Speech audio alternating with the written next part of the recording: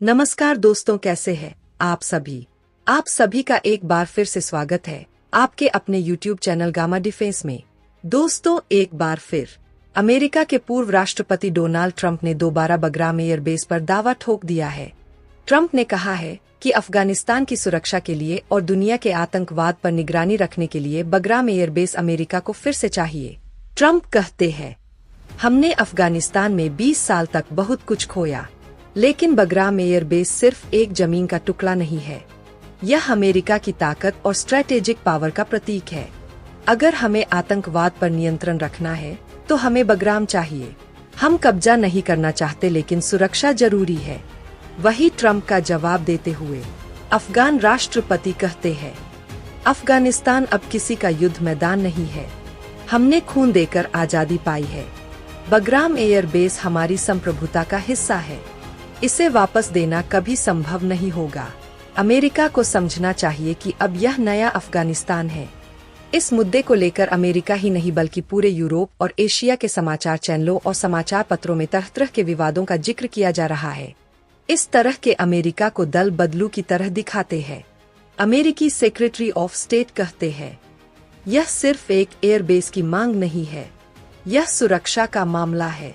बगराम से आतंकवादियों की गतिविधियों पर नजर रखी जा सकती है। यहाँ से चीन, रूस, ईरान और पाकिस्तान तक की मॉनिटरिंग संभव है। हम अफगानिस्तान से बातचीत करना चाहते हैं ताकि दोनों देशों का फायदा हो। अफगानिस्तान के विदेश मंत्री कहते हैं, हमारी जमीन पर फैसले सिर्फ अफगानिस्तान करेगा, न कि कोई और देश। बगराम का भविष्य हमारे हाथ में है।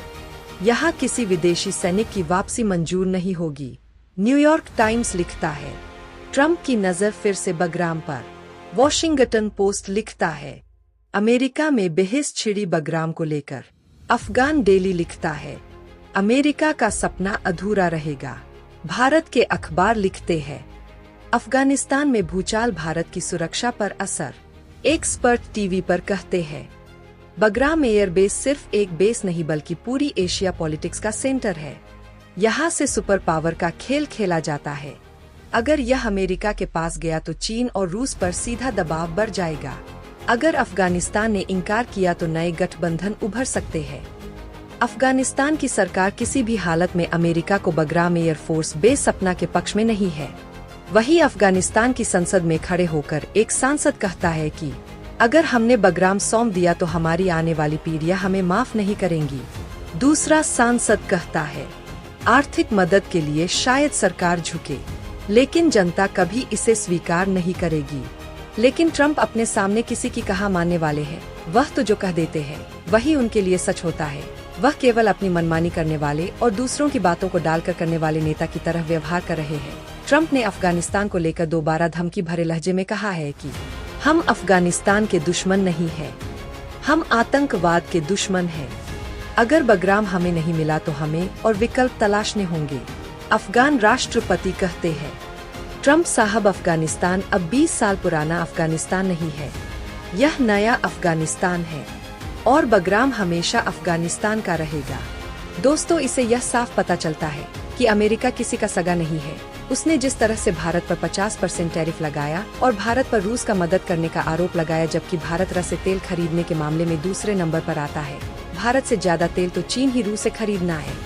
अमेरिका अपने साथी देश को अपने दोस्त देश को ही दुश्मन की तरह व्यवहार करता है और जो उसके दुश्मन देश है उनका मित्र की तरह व्यवहार करता है।